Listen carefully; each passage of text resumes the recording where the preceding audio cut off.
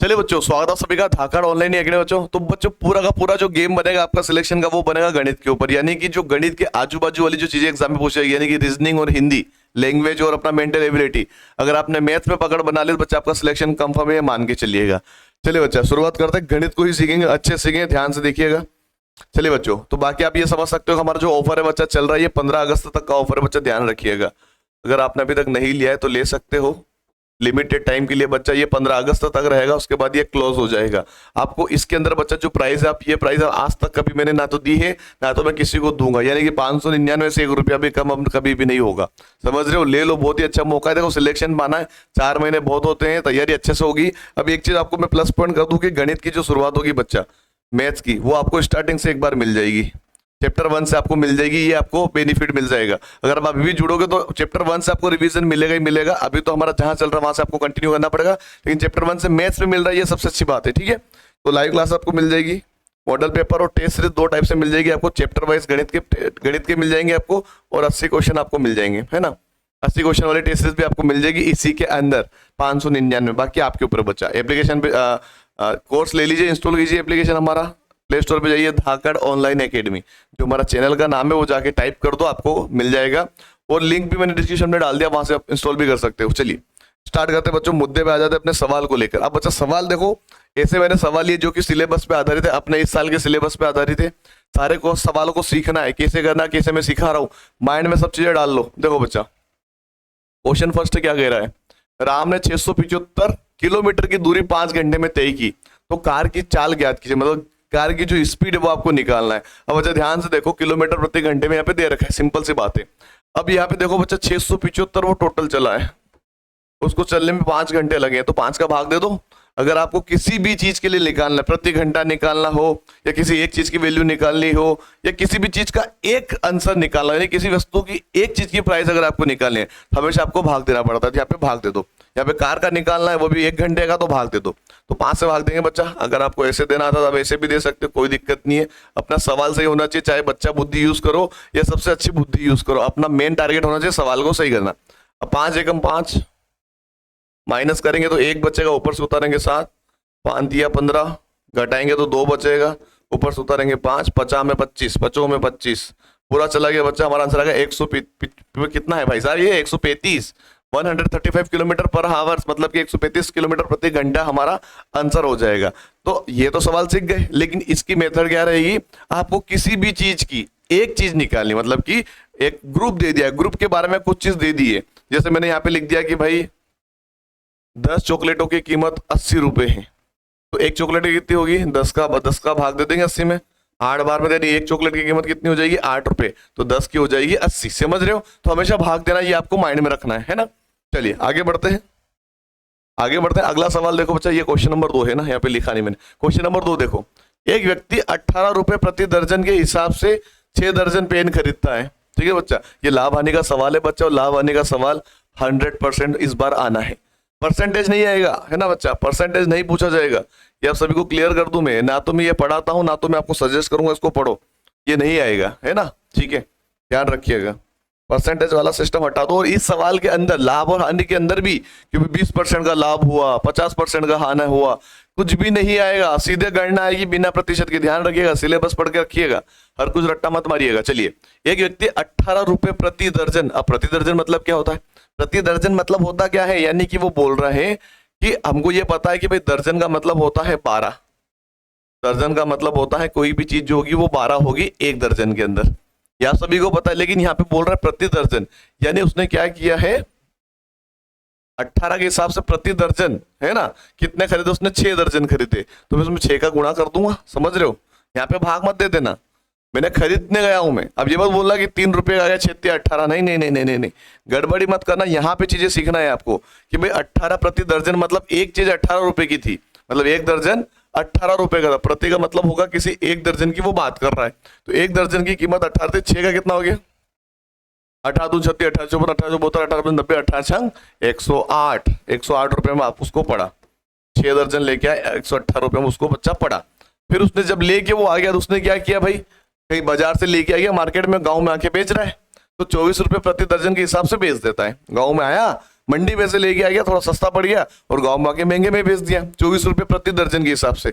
अब 24 रुपये प्रति दर्जन के हिसाब से वो तो 6 लेके आया था ना, सारे बेचेगा तो 6 का गुणा कर दो, 6 का गुणा कर दो, 6 चौक 24 का 4 हासिल है 2, 14 12 13 14, 144 रुपये, 144 रुपये।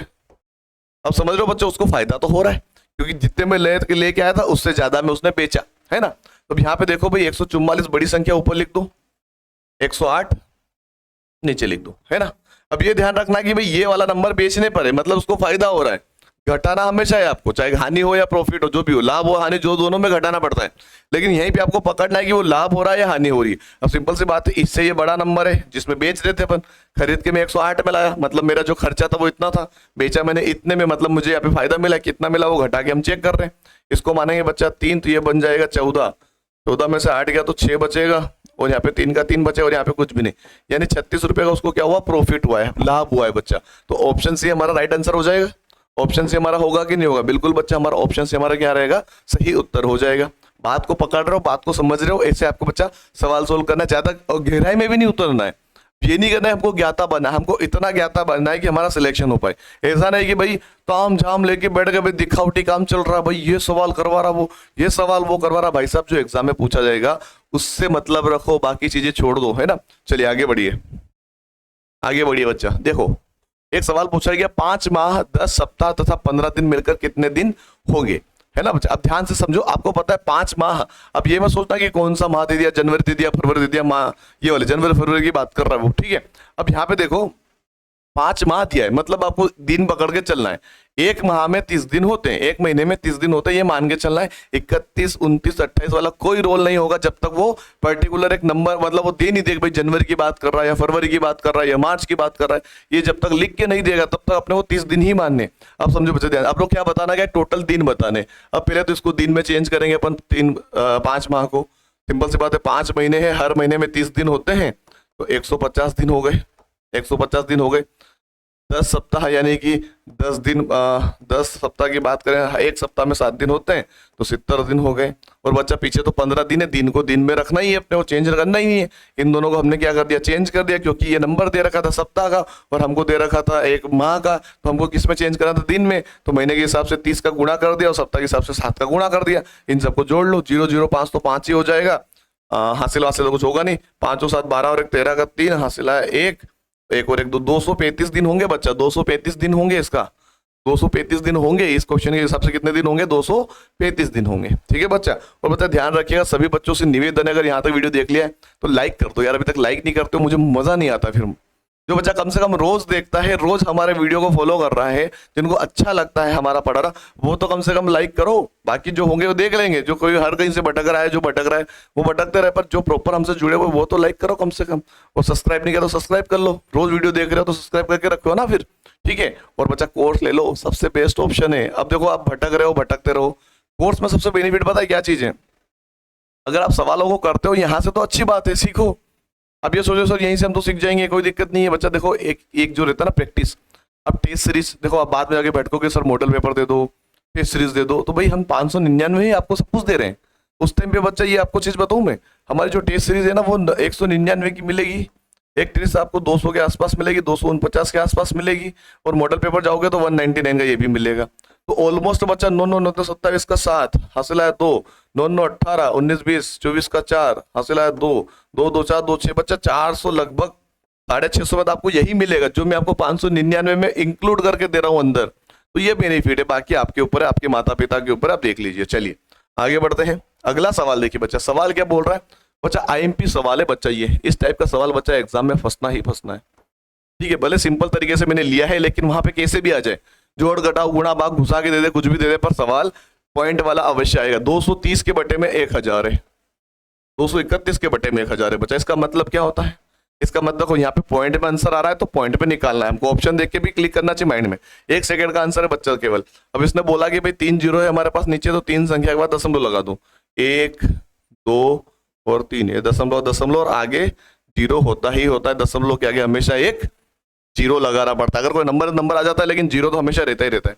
तो दशमलव के बाद 2 3 1 आएगा, 2 3 1 बच्चा, ऑप्शन ए हमारा क्या रहेगा, सही उत्तर इसका हो जाएगा। बहुत ही बेसिक सा कॉन्सेप्ट है ना, ध्यान रखिएगा, गड़बड़ी नहीं होना चाहिए किसी भी बच्चों की। ऐसे सवालों में अगर आप तुक्का मारते हो तो गलत बात है, आपको आना चाहिए, हर एक चीज के बारे में पता होना चाहिए, और खास करके ऐसे सवाल ध्यान रखिएगा। 3+8 +1/10 प्लस 31/100, या फिर आप यहाँ पे दे दो 4 में वापस 10 दे दिया, और यहाँ पे 8 के अपन 81 के अपन में 1000 दे दिया। इस टाइप का बच्चा क्वेश्चन ये जो है ना, ये मोस्ट आईएमपी क्वेश्चन में आएगा। ये मोस्ट, जितने आप आईएमपी लिख सकते हो उतने लिख लो बच्चा, ये मोस्ट आईएमपी क्वेश्चन है बच्चा, ये ध्यान रखिएगा, आप माइंड में रख लो ये चीजें, ये एग्जाम में फंसेगा ही फंसेगा। तो ऐसा बेसिक्स आएगा तभी तो आप ये कर पाओगे ना, तो ये आएगा तभी तो ये बना पाओगे ना, क्योंकि इसमें पॉइंट में निकालना गया, पॉइंट में आप इसको करो और आपस में जोड़ दो, जोड़ना तो सभी को आता है। तो बेसिक चीजें आप समझ के चलिएगा। चलिए बच्चा, निम्न में से कौन सी संख्या 9 से भाज्य है? चलिए बच्चा, इसको थोड़ा सा मैं बड़ा कर देता हूँ, समझ लो, अच्छे से समझ लो इसको। विभाज्यता के नियम, विभाज्यता के नियम समझ लो। 9 से विभाज्य पूछा उसने, 9 से भाज्य मतलब कि 9 से भाग जाना चाहिए, भाज्य का मतलब होता है 9 से कटना चाहिए, है ना। अब समझो बच्चा ध्यान से, अब 9 का नियम क्या है, अब सभी को पता होना चाहिए कि जो 9 का जो नियम होता है, अगर आपको नियम पता है तो इस सवाल के लिए क्या ही मुश्किल है बताओ। नियम ये होता है कि जोड़ने पर 9 से भाग जाना चाहिए, है ना। जोड़ने पर मतलब क्या होगा, जोड़ने पर एक ऐसे अंक लेके आओ जो 9 से कट जाए, है ना। ऐसा अंक अगर आ जाए, लेके नहीं आना, आ जाए, खुद आ जाए, है ना, तो आपको देखना पड़ेगा कौन सा अंक 9 से कट रहा है। देखो बच्चा, पहले इन सबको जोड़ लो, 2 और 3 5, 5 और 5 10, 10 और 0 10 ही रहेगा, 10 और 8 18, 18 2 20 और 1 21, इसको जोड़ने पर 21 हुआ। क्या 21 9 से कट रहा है? नहीं कट रहा, ये ऑप्शन काट दो।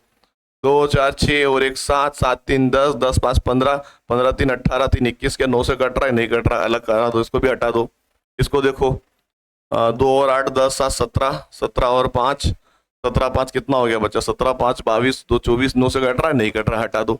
डी वाला ऑप्शन देखो, 6 और 4 10, 10 10 10 और 8 18, 18 हो रहा बच्चा, क्या है 9 से कटेगा? बिल्कुल कटेगा 9 से, यानी हमारा आंसर हो जाएगा ऑप्शन डी। जोड़ के देखो बच्चा, 6 4 बाकी तो 0 0 है, 6 4 8 को जोड़ लो, 6 4 8 कितने होते हैं? 18 होते हैं, ये 9 से कट जाएगा। ऑप्शन डी हमारा बिल्कुल सही उत्तर रहेगा, है ना। आपको विभाज्यता के नियम पता होना चाहिए, ध्यान रखिएगा, विभाज्यता के नियम आपको आने ही चाहिए, है ना, उसके बिना काम नहीं चलेगा, सारे के सारे नियम आपको पढ़ना पड़ेगा। चलिए बच्चा, सवाल बहुत अच्छा है, ये सवाल भी एग्जाम में पूछा जा सकता है, हर सवाल को गहराई से समझे, सवाल कोई से भी आ सकते हैं।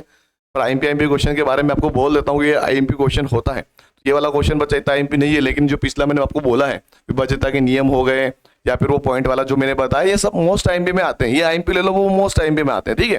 चलिए, एकाएक अंक चाहिए हमको, एकाएक अंक बताना है, तो भाई एकाएक अंक से मतलब रखो, इसमें से 4 उठा लो, 8 उठा लो, 7 उठा लो, 3 उठा लो। देखो यहाँ पे मैंने 4 उठा लिया, 8 उठा लिया, 7 उठा लिया और 3 उठा लिया, ठीक है। एकाएक अंक पूछे तो एकाएक अंक हमने सारे उठा लिए। अब देखो, 4 का गुणा अगर मैं 8 में करूंगा तो 8 चौक 32। अब 32 में एकाएक अंक कौन सा है? 2 है, यहाँ से 2 को उठाओ, 2 का गुणा 7 में करो, 2 7 14। अब इसमें एकाएक अंक क्या है? 4 है, 4 को उठाओ, 4 3 12, 12 में एकाएक अंक क्या है? 2 है, तो 2 हमारा क्या रहेगा? आंसर रहेगा बच्चा ऑप्शन 2, मतलब ऑप्शन ए जो कि 2 है, वही हमारा सही उत्तर रहेगा। बात समझ में आ रही है? पल्ले पड़ रहा है, सब समझ में आ रहा है? तो लाइक फटाफट से ठोक दो, फटाफट से लाइक ठोक दो। चलिए बच्चा, अगले क्वेश्चन पे आते हैं। अगला क्वेश्चन क्या कह रहा है बच्चा, समझिएगा, अच्छे से देखिएगा। अब यहाँ पे पूछा क्या है बच्चा, आपको थोड़ा सा दिमाग लगाना है, देखो, है ना। अब यहाँ पे क्या पूछा गया बच्चा, बहुत ही अच्छा सवाल है, और ये एग्जाम में फंस सकता है, क्योंकि ऐसे सवाल आते नहीं है। सवाल तो आते हैं, लेकिन जो ये सवाल पूछा गया है, इससे रिलेटेड सवाल कभी पूछा नहीं गया, हो सकता है इस बार आ जाए, आने को तो कुछ भी आ सकता है, लेकिन टॉपिक वही है, वही चैप्टर कर रहे हैं जो सिलेबस में। अब ध्यान से देखो, भारतीय संख्या प्रणाली में संख्या 5 8 6 9 5 3 7 6 को इस प्रकार लिखा जा सकता है। अब देखो बच्चा, अब यहाँ पे आपको देखो, यहाँ पे कोमे लगे हुए हैं, कोमा, बाकी सभी संख्या सेम है, यहाँ पे कोमा लगा हुआ है। अब आपको ये बताना है कि सबसे अच्छा कौन सा कोमा लगा हुआ है, जो सही तरीका होता है। अब भारतीय गणना पूछा है, यहाँ पे अंतरराष्ट्रीय नहीं पूछा है, अंतरराष्ट्रीय का नियम अलग होता है, ठीक है। अभी भारतीय गणना की बात चल रही है, पहले वो समझ लो, फिर मैं अंतरराष्ट्रीय के बारे में आपको बता दूंगा। अभी भारतीय संख्या प्रणाली की बात हो रही, कोमा कहाँ पे लगेगा? हमेशा बच्चा आखिरी की 3 संख्या के बाद कोमा लगेगा। सबसे पहले कंडीशन क्या होगा? आखिरी की 3 संख्या, क्योंकि 1000 में काउंट करते हैं तो 1000 में 3 जीरो होते हैं पीछे, तो आखिरी की 3 संख्या देखो, इसमें 3 आ रहा है, इसमें भी 3 आ रहा है, इसमें भी 3 आ रहा, मतलब ये ऑप्शन तो हो गया हमारा गलत। सबसे पहले तो ये कर लिया। उसके बाद बच्चों 2 की संख्या चलती है, 2 की संख्या चलती है। अब देखो यहाँ पे, इसमें 2 संख्या है, इसमें 2 संख्या है बच्चा, इसमें नहीं है, मतलब ये गलत है, इसमें 2 संख्या है, बिल्कुल सही है, ठीक है। अब यहाँ पे देखो बच्चा, यहाँ पे 3 संख्या आ गई। अब 3 संख्या नहीं चलती कभी भी, इसमें 2 ही संख्या चलती है, तो यहाँ पे 2 संख्या आई, और ये हमारा आंसर। इसका कारण क्या है? क्योंकि ये जो ग्रुप रहता है बच्चों, ये काउंट करते हैं 1/2 सैकड़ा का ग्रुप रहता है। ये कौन सा ग्रुप रहता है समझना बच्चे ध्यान से, मैं आपको यहाँ पे समझाता हूँ। कभी भी नहीं भूलोगे अगर आप इसको अच्छे से देख लिए हो तो।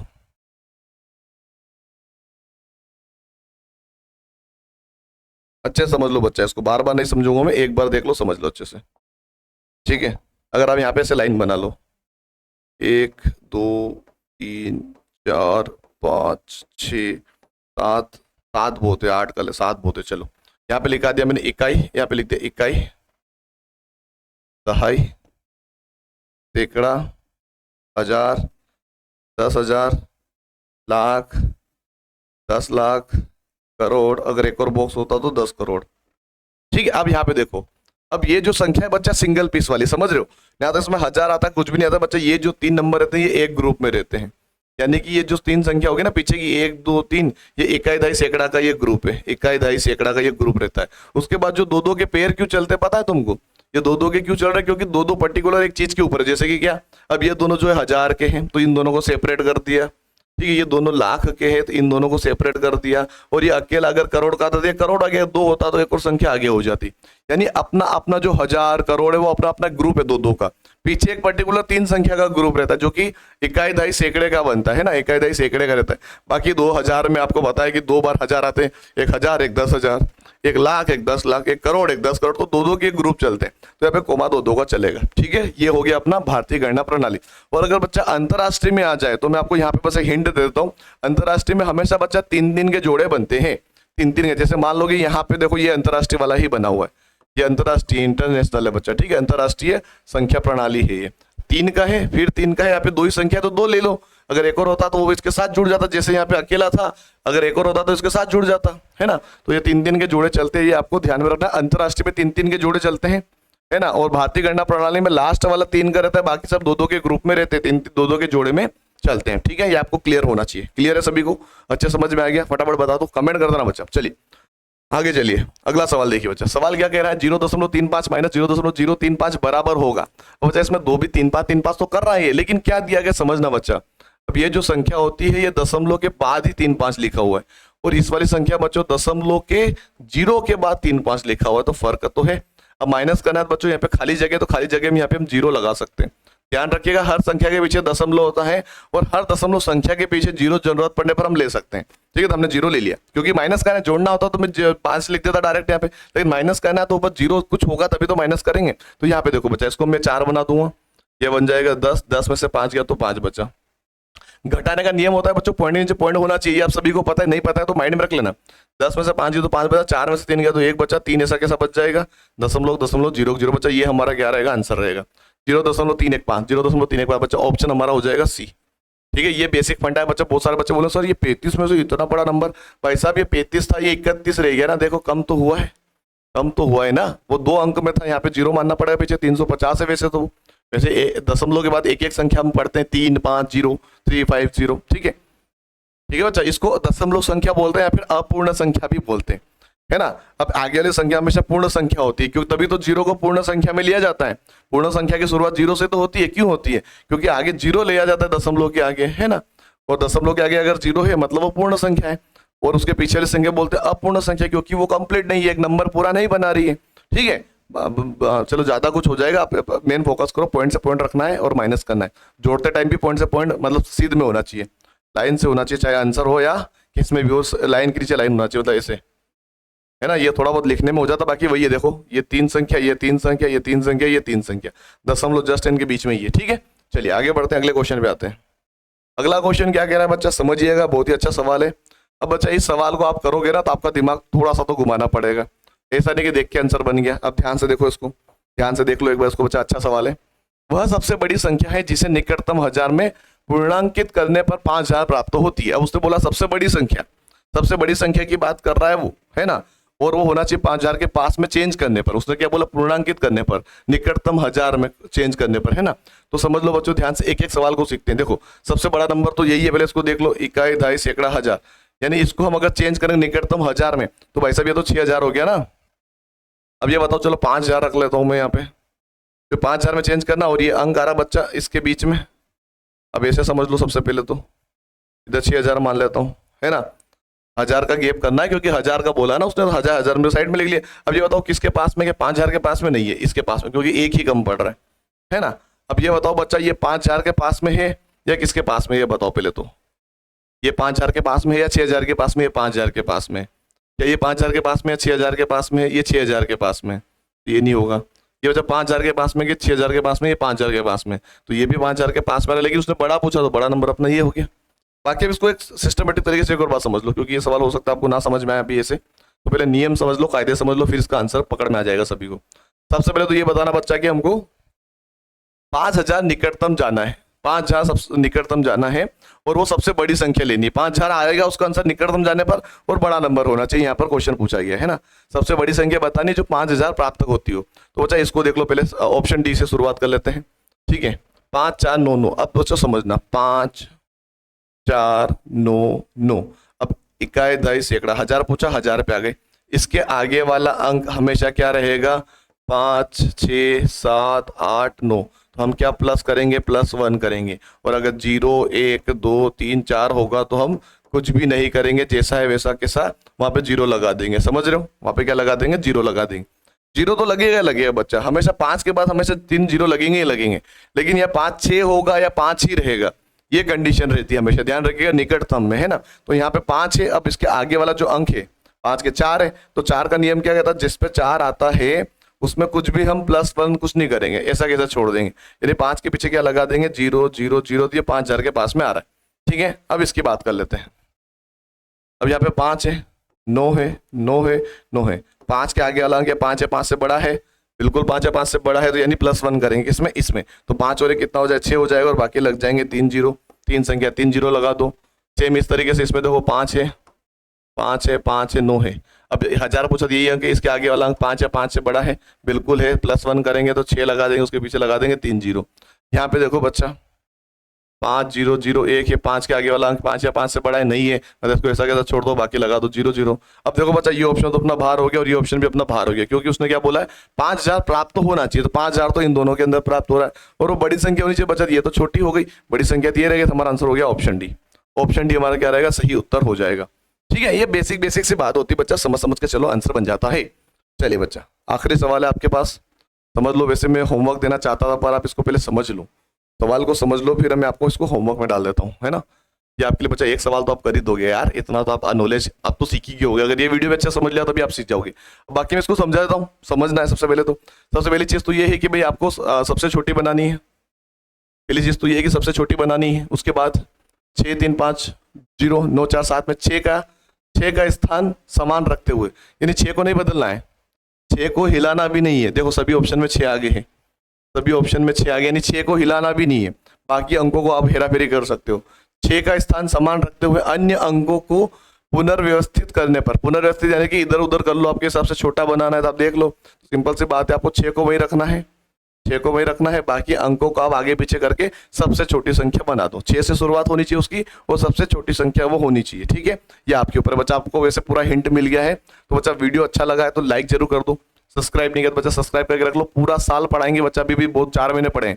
अगर सीखना है, पढ़ना है तो भाई सब्सक्राइब करके रखो, बेल आइकन को ऑन रखो, और कोर्स लेना चाहो तो कोर्स ले लो, लिंक डिस्क्रिप्शन में डाला हुआ है, या फिर सीधे प्ले स्टोर पे जाओ, सर्च करो धाकड़ ऑनलाइन एकेडमी, हमारा नाम है नंदन पटेल, तो आप जाके करो बच्चों, हम आपके लिए ही बने हैं। समझ लो, गणित यानी कि मेरे रग रग में बसा हुआ है, आपको मैं बसा दूंगा, ये ध्यान रखिएगा। तो आपको सीखना है बच्चा तो जुड़ना पड़ेगा। बहुत बहुत धन्यवाद, शुक्रिया।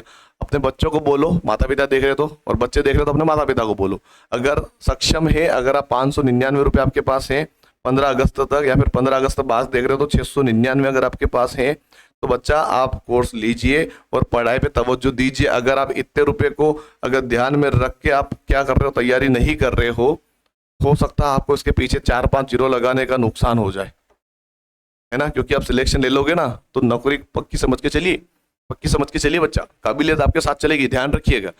आपकी मर्जी बच्चा। बहुत बहुत धन्यवाद, शुक्रिया।